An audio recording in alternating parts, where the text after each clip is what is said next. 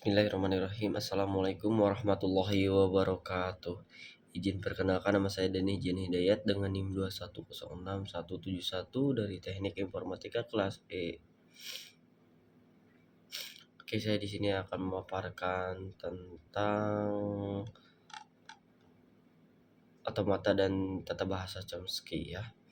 Nah, yang satu, deklarasi suatu bahasa dengan aturan menggunakan tata bahasa reguler dan tata bahasa bebas. Nah, apa tuh? Tata bahasa grammar bisa didefinisikan secara formal sebagai kumpulan dari himpunan-himpunan variabel, simbol-simbol terminal, simbol awal yang dibatasi oleh aturan-aturan produksi. Pada tahun 1959, seorang ahli bernama Noam Chomsky melakukan pengelompokan tingkatan bahasa menjadi 4 yang disebut dengan hierarki Chomsky.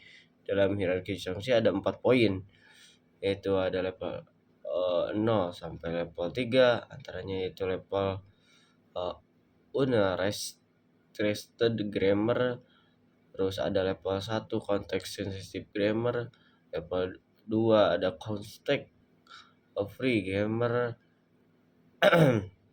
dan level 3 ada regular grammar. Dari setiap level tersebut terdapat aturan-aturan produksi yang membatasinya. Contohnya dari yang level 0 ya. Nah, ini bahasa manusia termasuk ke dalam tipe ini, di mana tidak ada batasan atau tidak ada aturan untuk produksinya. Tetapi alpha tetap tidak boleh kosong.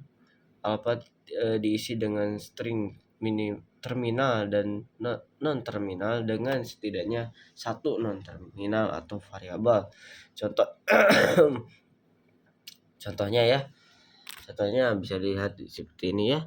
Nah, ini alfanya D, dan deltanya B-nya besar, alfa B itu ya. A-nya kecil, D-nya besar. Nah, seperti itu ya contohnya ini. Terus kemudian ada juga level 1 konteks sensitive grammar atau CSG ya singkat ya. Ini aturannya panjang string di ruas kiri atau alfa kurang dari panjang string ruas kanan delta. Jumlah simbol di ruas kiri harus lebih kecil atau sama dengan jumlah simbol di atas. Simbol di ruas kanan ya, seperti ini. Ini ya kan altanya gini ya, alfanya gini ya. D-nya 1, ini B-nya deltanya kan 3 kan. Berarti betul kah? Tuh kan kiri harus kecil daripada kanan. Nah, ini seperti ini contohnya. Yang kedua ada level 2 konteks free grammar atau CFG. Nah, aturannya alpha adalah sebuah simbol variabel dan batasannya bertambah bahwa ruas kiri harus tetap satu simbol variabel. Nah, contohnya seperti ini. Kiri ini alpha kiri harus 1 ya. Lebih.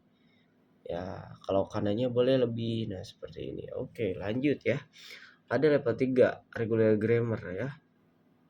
Aturannya batasan bertambah lagi di mana ruas kanan maksimal memiliki sebuah simbol variabel yang terletak paling kanan, artinya bisa memiliki simbol terminal dengan jumlah tidak dibatasi. Tetapi bila terdapat simbol variabel, maka simbol variabel tersebut hanya berubah 1 dan terletak di paling kanan. Nah, lihat ya. Nah, ini. Nah, kalau regular grammar mah ini harus yang deltanya itu yang simbol variabelnya itu harus di sebelah kanan ya. Nah, ini harus di sebelah kanan ya. Contoh seperti ini. Oke, nah pembahasan yang nomor 1 sudah beres. Langsung sekarang ke cara kerja mesin otomata pada setiap tata bahasa Chomsky.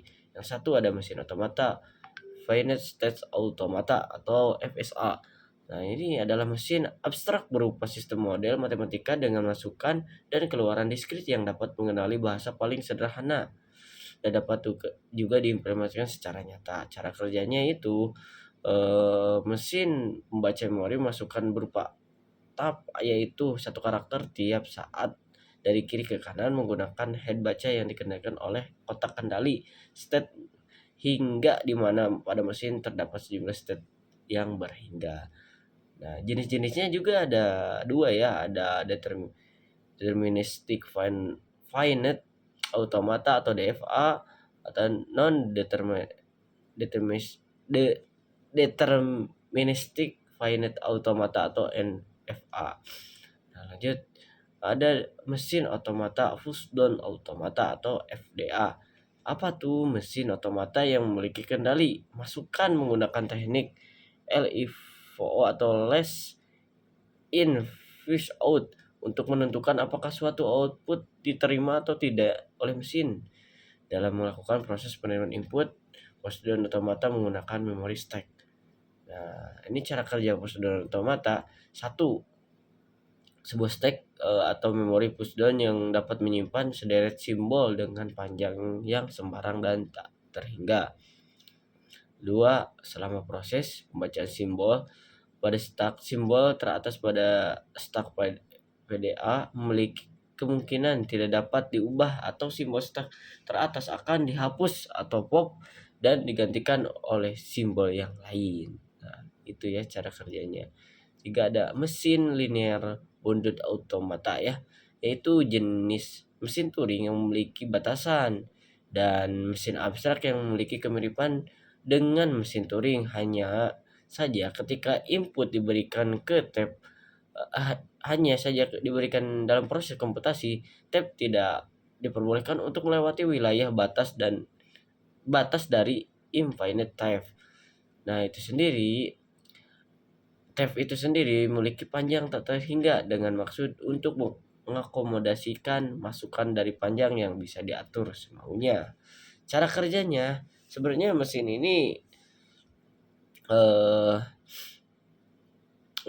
sebenarnya mesin Turing ini bisa dilengkapi dengan tab, namun tidak seperti mesin Turing. Seperti LBA hanya memiliki state secara terbatas untuk tiap input, yaitu untuk inputan LBA berlaku berbagai automata terbatas. Perbedaan yang berkaitan antara LBA dan FSA adalah jumlah state pada masing-masing dari keduanya. Jumlah state FSA adalah tetap, sedangkan pada LBA state-nya bervariasi tergantung kepada fungsi linear jumlah masukan yang diberikan. Ada beberapa tata bahasa yang dapat dikenali oleh LBA tetapi oleh push dan otomata, misalnya bahasa kontek sensitif. Nah, itu. Dan yang terakhir ada Turing mesin ya. Turing mesin adalah model komputasi teoritis yang ditemukan oleh Alan Turing pada tahun 1936, berfungsi sebagai model ideal untuk melakukan perhitungan matematis.